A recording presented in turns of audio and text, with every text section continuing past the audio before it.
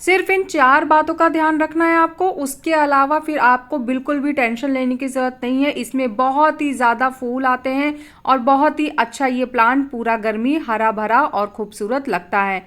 तो कौन कौन सी खाद है, कैसे केयर करना है, सभी वीडियो में बात करते हैं। तो चलिए फिर वीडियो को स्टार्ट करते हैं।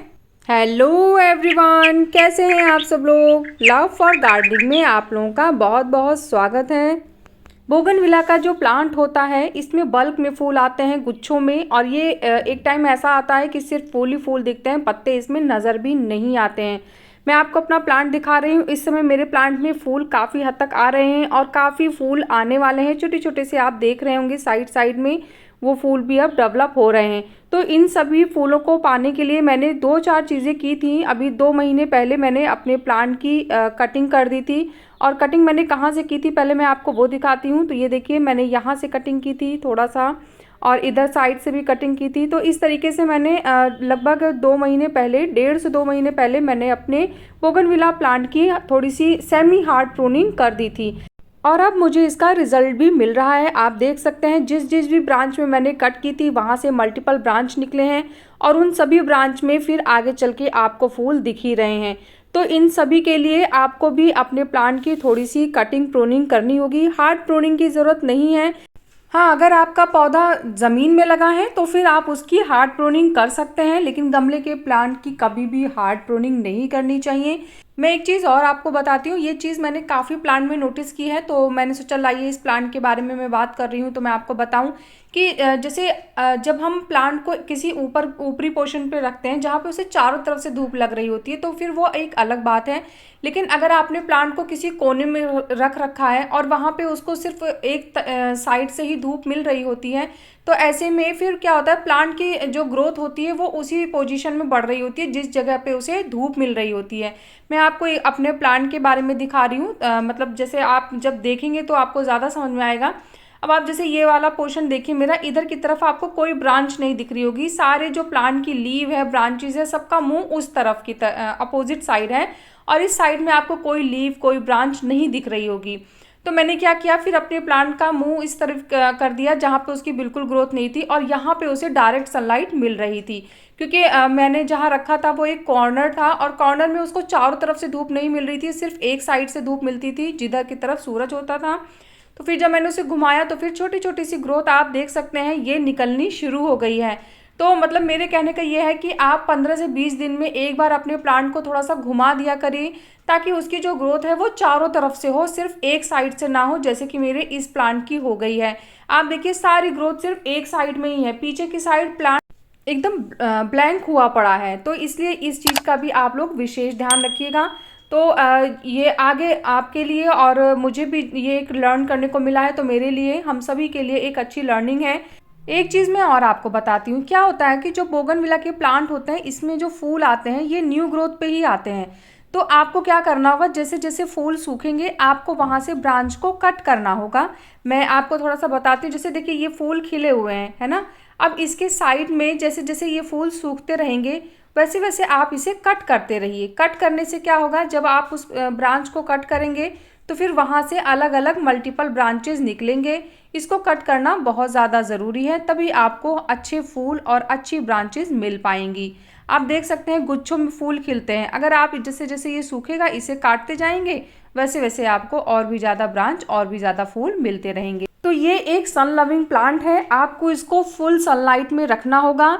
जब बहुत गर्मी पड़ती है, जब मई जून का टाइम आता है, उस समय बहुत ही ज़्यादा तीखी तेज़ गर्मी होती है, उस समय भी आपको इसे फुल सनलाइट में रखना है। आपको क्योंकि इसको बहुत अच्छी धूप पसंद होती है, और कितनी भी गर्मी पड़ती रहे ये प्लांट ऐसे ही फूलों से भरा हुआ हमेशा मिलेगा आपको। अब चलिए पानी की बात कर लेते हैं। तो प्लांट को बहुत ज़्यादा पानी की ज़रूरत नहीं होती है। ओवर वाटर अगर आप करेंगे तो ना तो प्लांट की ग्रोथ अच्छे से होगी, और फूल के लिए तो बिल्कुल भूल जाइए, फूल तो बिल्कुल भी नहीं आएंगे। हाँ, पत्ते आपको ज़रूर मिल जाएंगे। क्या होता है ना कि इसको अगर आप ज़्यादा पानी देंगे तो ये सिर्फ लीव ग्रोथ करेगा और फ्लावर नहीं देगा। कम से कम 1 से 1.5 इंच की, जितना मैं फिंगर पॉइंट कर रही हूँ इतने पे अगर आपकी जब सॉइल ड्राई हो तो ही आप इसको पानी दें, अदरवाइज़ आपको इसे बार बार पानी देने की ज़रूरत नहीं है। कम पानी में भी बहुत अच्छे से ग्रो करता है ये। अगर आपके, ये एक ट्रिक है, अगर आपके प्लांट में फूल नहीं आ रहे हैं और आप सब खाद दे के परेशान हैं, धूप भी प्रॉपर दे रहे हैं, तो आप क्या करिए ना कि कुछ दिनों के लिए, 4-5 दिनों के लिए ना प्लांट को पानी बिल्कुल मत दीजिए।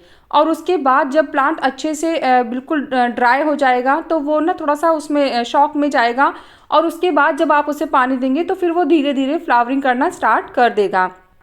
आप देखिए मिट्टी मेरी भले गीली है क्योंकि हमारे यहाँ 2 दिन से लगातार बारिश हो रही थी, आज यही जाके मौसम खुला है, तो बारिश के और पानी के बावजूद भी आप देखिए मिट्टी कहीं दलदल नहीं है, मतलब ये बहुत ही वेल ड्रेन सॉइल है, क्योंकि प्लांट को बिल्कुल भी रुका हुआ पानी, टिका हुआ पानी नहीं पसंद होता है। तो इसकी जो सॉइल होती है वो आपको वेल ड्रेन देनी होगी, तभी प्लांट की जो मिट्टी है वो हमेशा भुरभुरी बनी रहेगी। इसे बार बार गुड़ाई करने की भी ज़रूरत नहीं है, जब आप इसको खाद देंगे तभी आपको इसे गुड़ाई करनी है। चलिए आप खाद के बारे में बात कर लेते हैं। तो प्लांट को बहुत ज़्यादा फॉस्फोरस रिच फर्टिलाइज़र देने की ज़रूरत नहीं है। आप 2 से 3 महीने में एक बार इसको बस बोन मील दे दीजिए, 1 चम्मच बोन मील काफ़ी है। हाँ, अगर आपका प्लांट बहुत बड़ा है तो फिर आप 2 से 3 चम्मच भी कर सकते हैं, लेकिन इससे ज़्यादा आपको देने की ज़रूरत नहीं है। आप अगर बोन मील का इस्तेमाल नहीं करते हैं तो आप रॉक फॉस्फेट का भी यूज़ कर सकते हैं। इसके बाद हमें जो खाद देनी है वो है आयरन डस्ट। तो आयरन डस्ट का इसमें जो काम है वो मैं आपको बताती हूँ, फिर देनी कितनी है वो भी मैं आपको बताऊँगी। तो आयरन डस्ट का क्या काम होता है, ये प्लांट के जो फूल होते हैं ना उनका जो रंग होता है उसे बहुत सुंदर बनाता है, फूल ज़्यादा दिनों तक प्लांट में टिके रहते हैं। और कई लोगों की शिकायत होती है कि जैसे फूल खिलता तो है पर वो झड़ जाता है, तो आयरन डस्ट डालने से वो प्रॉब्लम भी ठीक हो जाएगी। तो ये भी आपको 2 से 3 महीने में सिर्फ एक ही बार देना है। आप आधा चम्मच आयरन डस्ट अपने एक बोगनविला प्लांट को दे सकते हैं। अगर प्लांट बहुत ज़्यादा बड़ा है तो आप 1 से 1.5 चम्मच भी कर सकते हैं। उसके बाद आपको 2 मुट्ठी यहाँ पे वर्मी कंपोस्ट देना है, और ये 3 खाद के बाद एक खाद और देनी है, पर वो 10 से 15 दिन बाद देनी है। क्या है वो भी मैं आपको आगे वीडियो में बताऊंगी। अभी फ़िलहाल जो हमने ये 3 खाद दी हैं उन्हें आपस में मिक्स कर लेना है। मिक्स करने के बाद फिर हम इसमें पानी दे देंगे। कोई भी खाद देने के बाद पानी देना बहुत ज़्यादा ज़रूरी होता है। गर्मियों में आप शाम को खाद दिया करें या फिर बहुत सुबह सुबह के टाइम पे दें, क्योंकि क्या होता है ना कि अगर आप तेज़ धूप में खाद वगैरह देंगे ना तो फिर वो प्लांट को नुकसान भी कर सकता है। तो अब मैंने पानी दे दिया है। अब चलिए बात कर लेते हैं कि अब 10 से 15 दिन बाद हमें कौन सी खाद देनी है। तो ये जो हमने खाद दी है इससे प्लांट की जड़ें अच्छे से डेवलप होंगी और हमारे प्लांट में न्यू शूट्स आएंगी। उसके बाद अब जो मैं आपको खाद बताऊंगी उससे हमारे प्लांट में ये जो फूल आप देख रहे हैं वो फूल आएंगे, क्योंकि फूलों के लिए हमें पोटैश की ज़रूरत पड़ती है। पोटैशियम आप कैसे भी दे सकते हैं। अगर आप ऑर्गेनिक वे में देना चाहते हैं तो आप केले के छिलकों को सुखा के उसका पाउडर बना के और महीने में एक बार अपने प्लांट को दे दें। और अगर आप केमिकल वे में देना चाहते हैं तो आप NPK में जो पोटेशियम वाला होता है जैसे 0050, तो ये वाली खाद आप महीने में एक बार अपने प्लांट को दे सकते हैं। अब हमें इसे देना कितना है, चलिए इसके बारे में बात कर लेते हैं। तो पोटेशियम हमें 1 लीटर पानी में आधा चम्मच लेना है और उसको पानी में घोल के हमें इसे प्लांट को दे देना है महीने में एक बार। सिर्फ एक ही बार देना है, इसको बार बार रिपीट नहीं करना है। और पोटेशियम आप पानी में घोल के ही दिया करें। डायरेक्ट सॉइल में भी अगर आप दे रहे हैं तो पहले से थोड़ा पानी डाल के और फिर पोटेशियम डालिए और उसके बाद फिर से आप उसमें वाटर डाल दें, क्योंकि सूखी एकदम ड्राई मिट्टी में पोटेशियम नहीं देना चाहिए, ये प्लांट को नुकसान भी पहुंचा सकता है। ये सारी खाद देने के बाद आपके प्लांट में 100% फूल आएंगे, आपका प्लांट अच्छे से ग्रो करेगा। तो प्लांट से रिलेटेड सारी प्रॉब्लम, सारे सॉल्यूशन, सब कुछ मैंने आपको बता दिया है। उसके बाद भी कोई क्वेश्चन कंफ्यूजन होगा तो आप कमेंट करिएगा, कमेंट में मैं आपके क्वेश्चन का आंसर ज़रूर दूंगी। कैसा लगा मेरा आज का वीडियो मुझे ज़रूर बताइएगा। अगर आपको वीडियो पसंद आया है तो वीडियो को लाइक करिएगा, चैनल को सब्सक्राइब करिएगा, और प्लांट से रिलेटेड अगर कोई भी क्वेश्चन आपके माइंड में है तो आप कमेंट के थ्रू मुझसे बात कर सकते हैं। मिलते हैं फिर नेक्स्ट वीडियो में, तब तक के लिए बाय, टेक केयर।